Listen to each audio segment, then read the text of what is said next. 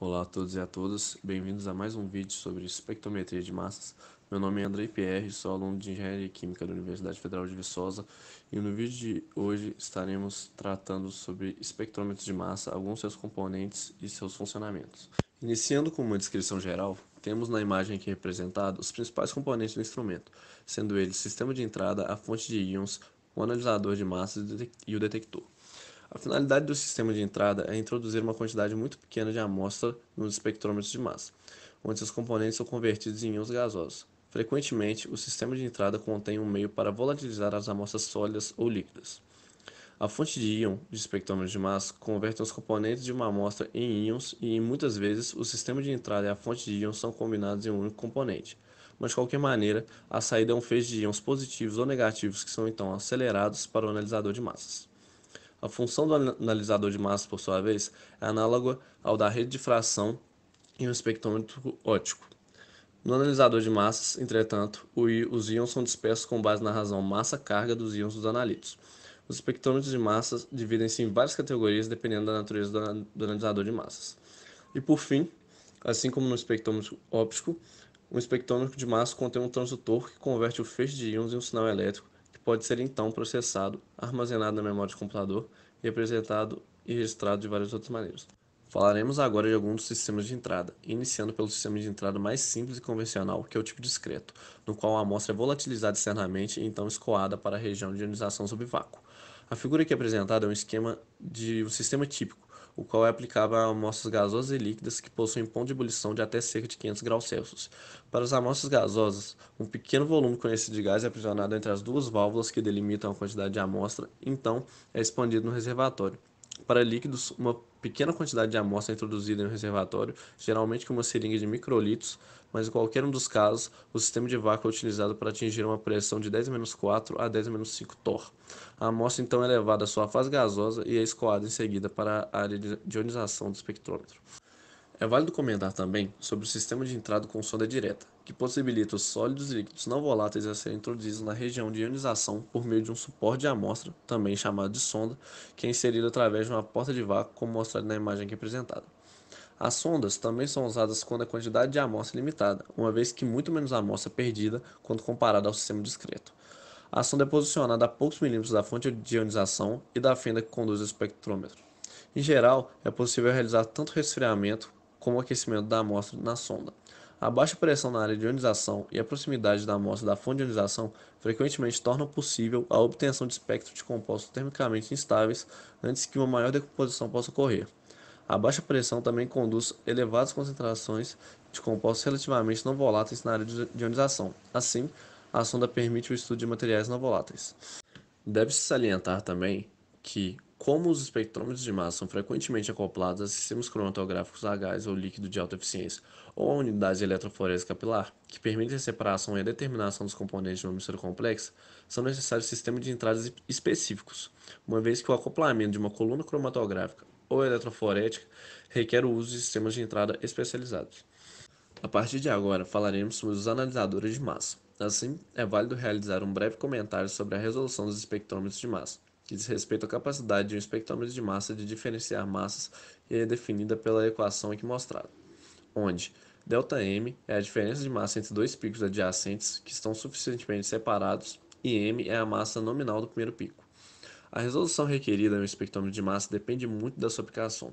Por exemplo, a discriminação entre íons de uma mesma massa nominal exige um instrumento com resolução de vários milhares. Enquanto isso, os íons de massa moleculares baixas diferem-se por uma ou mais unidades de massa, podendo ser distinguidos com um instrumento que possui resolução menor do que 50. Os espectrômetros comerciais estão disponíveis com resoluções que variam de cerca de 500 a 500 mil. Inicialmente, temos os analisadores com setor magnético, que empregam um ímã permanente ou um eletroímã para possibilitar que o feixe da fonte de íons percorra uma trajetória circular mais comumente de 180, 90 ou 60 graus. A figura apresentada mostra um instrumento com setor de 90 graus, no qual os íons formados por impacto de elétrons são acelerados pela fenda B para o tubo metálico do analisador, que é mantido a uma pressão interna de cerca de 10-7 torr. Os íons de diferentes massas podem ser examinados na fenda de saída, variando-se a intensidade do campo do ímã ou o potencial de aceleração entre as fendas A e B. Os íons que passam pela fenda de saída incidem em um eletrodo coletor, resultando em uma corrente iônica que é amplificada e registrada. Os instrumentos de setor magnético são algumas vezes chamados também de espectrômetros de focalização única. Para que se possa medir massas atômicas e moleculares com uma precisão de poucas partes por milhão, é necessário projetar instrumentos que corrijam tanto a distribuição direcional como a distribuição de energia dos íons que saem da fonte. O termo dupla focalização é aplicado a espectrômetros de massa nos quais as aberrações direcionais e as aberrações de energia de uma população de íons são simultaneamente minimizadas. A dupla focalização é geralmente conseguida com o uso de combinações de campos eletrostáticos e magnéticos cuidadosamente selecionados. Em instrumentos de dupla focalização, como no projeto Near-Johnson mostrado aqui nessa imagem, o feixe de íon passa primeiramente através de um analisador eletrostático, ou ESA, que consiste de duas placas metálicas levemente curvadas, através das quais é aplicada uma variação de potencial, a qual tem o efeito de limitar a energia cinética dos íons que atingem o setor magnético em uma faixa estreita. Os íons com energia maiores que a média atingem o lado superior da fila do ESA e descarregam-se no terra. E os íons com energia menores que a média colidem com o lado inferior do ESA, sendo então removidos. Temos também os espectrômetros de massa com quadrupolos, que são usualmente mais baratos e mais robustos que seus análogos com setor magnético. Em geral, são consideravelmente mais compactos e que os instrumentos de setor magnético e são comumente encontrados em espectrômetros de massa comerciais de bancada. Oferecem também a vantagem de tempos de varredura muito curtos, isso é, menores que 100 milissegundos, que são particularmente úteis para a varredura em tempo real de picos cromatográficos. Os analisadores com quadrupolos são os analisadores de massa mais comuns atualmente em uso.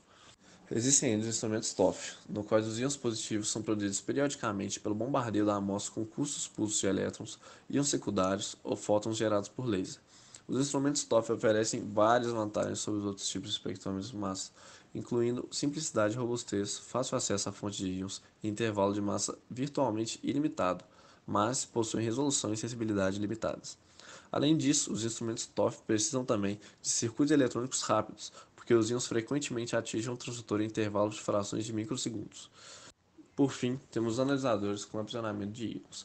Um aprisionador de íons é um dispositivo no qual ânions ou cátions gasosos podem ser formados e confinados durante longos períodos por campos elétricos e magnéticos. Os espectrômetros de massa com aprisionador de íons são atualmente usados como detectores em cromatografia e para a obtenção de espectro de massa de uma variedade de analitos. A figura aqui mostrada ilustra um aprisionador de íons simples, disponível comercialmente. Quando o dispositivo é operado como espectrômetro de massa, os íons produzidos por uma fonte de impacto de elétrons ou de ionização química são admitidos através de uma grade no eletrodo convexo superior. A fonte de ionização é pulsada de maneira a criar uma ruptura de íons. Os íons de uma ampla faixa de massas de interesse são aprisionados simultaneamente.